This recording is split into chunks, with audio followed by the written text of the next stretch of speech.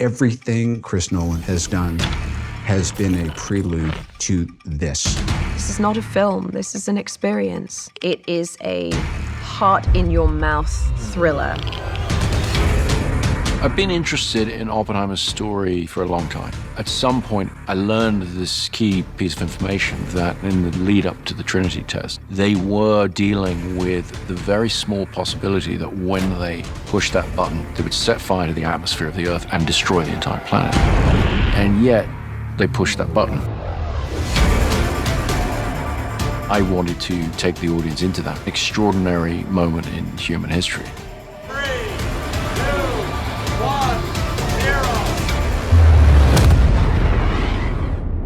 All America's industrial might and scientific innovation connected here. A secret laboratory. Cillian playing Oppenheimer was the centerpiece of the film, but I knew that he was going to need the most extraordinary ensemble around him. Let's go recruit some scientists. The people involved in the Manhattan Project were charismatic individuals. They're very talented. The world that Oppenheimer inhabits is filled with rock star scientists. And I think because we have all these fantastic actors, you really buy that. It felt like I was playing sports with some of the best athletes. Every single person has come to set knowing that they have been hired because somewhere along the line, Chris thought that you did a good job. And this goes for crew as well. Action! My preference is to always do things in camera as much as possible. It sets a big challenge for every department to actually bring the reality of a thing there for the actors. Every crew member on this film has to adjust their work for the IMAX screen.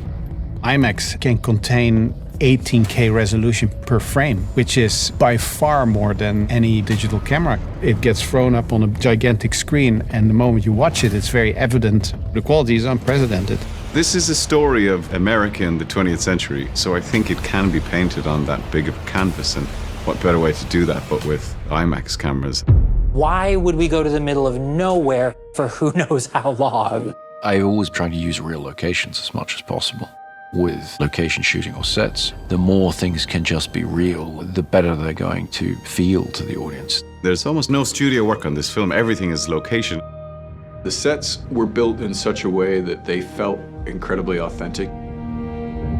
We built our Los Alamos at Ghost Ranch, New Mexico, which is along the same mountain range that Los Alamos proper sits on. This was very important, and I based all of this on research. We built all of these buildings 360. We want it to feel like you are right there, you are in this is happening, this is real. This isn't a backlot. It's just the most transporting thing, you know, when you're there and it just looks exactly like Los Alamos 1940s must have looked, and you know that no detail has been overlooked. You know, we also shot in a huge amount of the real locations. We shot in Oppenheimer's house, in Los Alamos. We shot in Princeton. Walking through Princeton, it's really very funny because people, you know, they're walking around, they go, Shooting those scenes, playing the characters who really had versions of these events happen there, you just get a real charge out of it, you know? This is a matter of life and death. But I can perform this miracle. When you do Chris's movies, things that when you read a script you normally would think would be visual effects, you know that you're going to be doing this stuff practically. They had to film the world of quantum physics. Their whole unit was one big science project. I was daily very jealous. it's kind of back to the old days.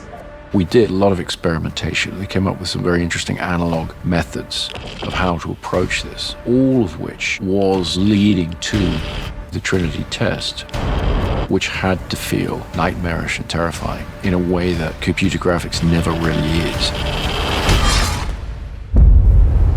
What we were able to get into the finished film, to me, is extraordinarily beautiful, but also very frightening.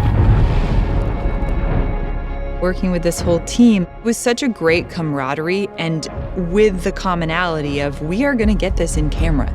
I love Chris's dedication to that. It really speaks to Chris and the way he directs.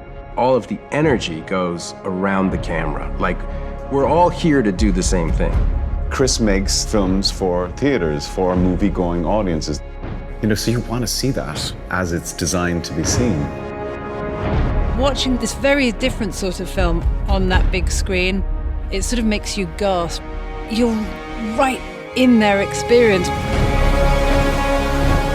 This is, I think, a definitive moment in the history of modern filmmaking. Do yourself a favor and go see this on as big a screen as you can. With the sound design and the score and the emotionality of it, this is an unforgettable, unmissable experience in a theater. You are the man who gave them the power to destroy themselves. We made Oppenheimer on the largest scale possible because the idea is to come and experience this. His story is monumental and epic and extraordinary. It really has to be seen on the big screen to be believed.